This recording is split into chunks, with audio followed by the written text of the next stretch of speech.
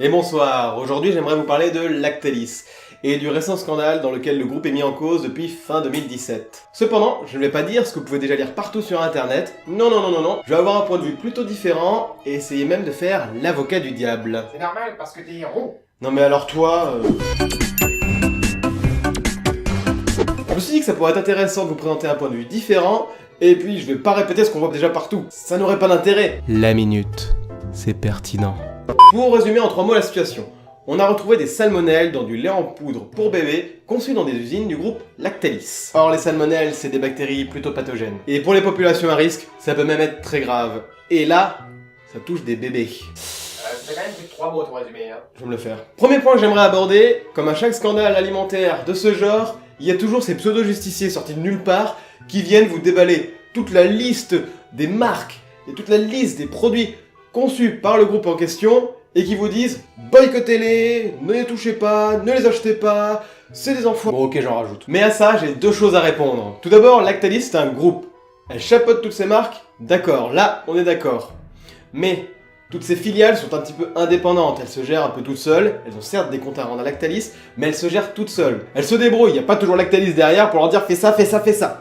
Elles ont des obligations de résultat, des comptes à rendre, mais elles se débrouillent. Alors finalement, je trouve ça un peu ridicule d'accuser le groupe entier, alors que finalement, le problème ne provient que d'une seule usine. Il y a eu un écart dans une usine précise, c'est sa faute à elle, et pas au groupe entier. Mais bon voilà, c'est le groupe qui va en payer les conséquences. Deuxièmement, des scandales de ce genre, il y en a eu un certain nombre. Et à chaque fois, le groupe incriminé connaît une baisse importante de chiffre d'affaires.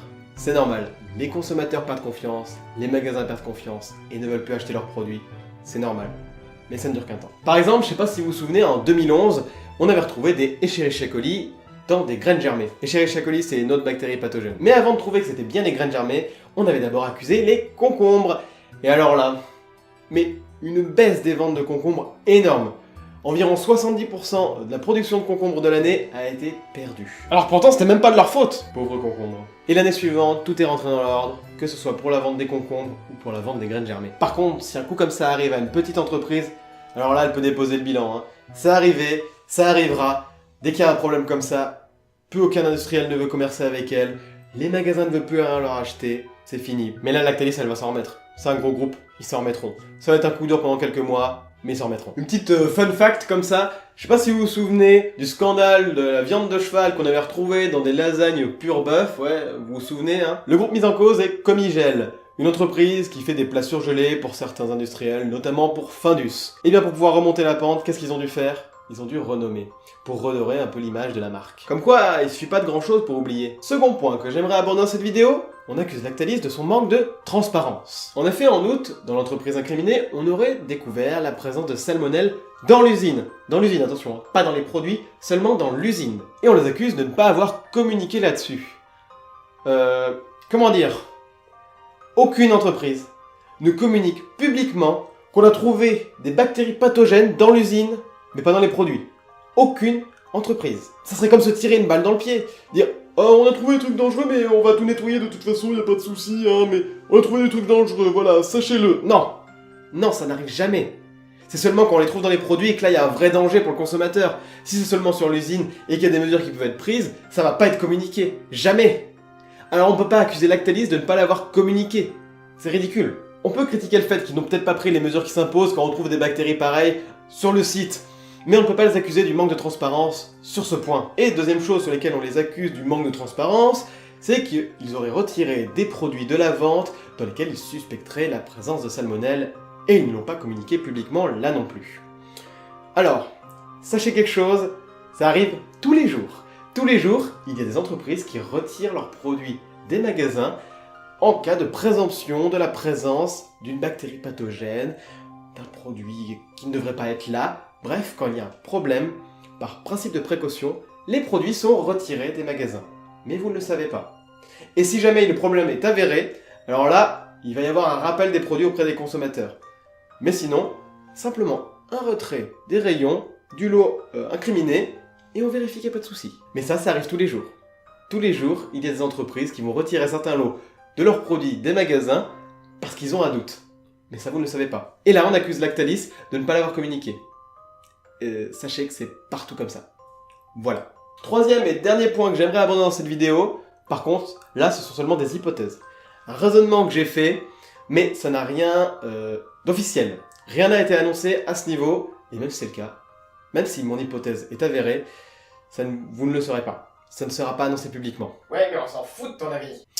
Je vais me le faire, lui, alors là, par contre... Pour remettre les choses dans le contexte. Fin décembre 2017, début janvier 2018, on retrouve dans certains magasins du lait en poudre dans lequel il pourrait y avoir probablement des salmonelles. Certains lots qui devraient être retirés des magasins. Certains lots qui ont été rappelés par Lactalis, qui sont encore trouvés dans les magasins. Et là, on accuse Lactalis. Alors que la vérité, c'est que dans les grandes distributions, en décembre, c'est le grand rush, c'est le bazar.